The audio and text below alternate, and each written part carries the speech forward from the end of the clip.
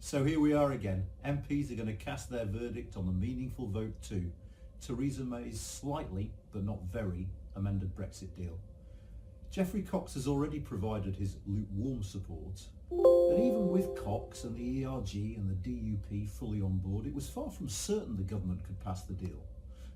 And because they probably aren't on board, the clever money must be on the deal failing again tonight. And then the question is, what then? What is a manageable defeat?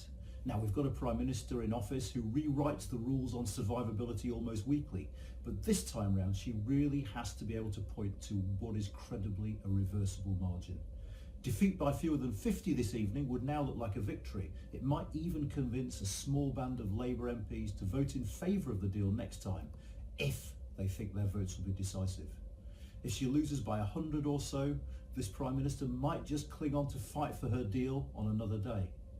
Though in that case, we can't exclude her deciding that actually she needs to go to the people to get a mandate first. A general election will be very much something that members of Parliament are thinking around if the defeat is large. And remember, amidst all that was said in Strasbourg at that fateful meeting last night, perhaps the most important was when Jean-Claude Juncker said any delay must be short and it has to end before the European Parliament elections at the end of May.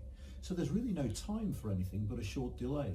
And this points to two things. Firstly, we are going to extend Article 50 if this vote goes down. And then we are going to have another meaningful vote, a sequel, MV3. Now, the third films in trilogies are generally a bit rubbish. The Prime Minister has to hope against hope that her third attempt is more Die Hard with a Vengeance than Godfather 3.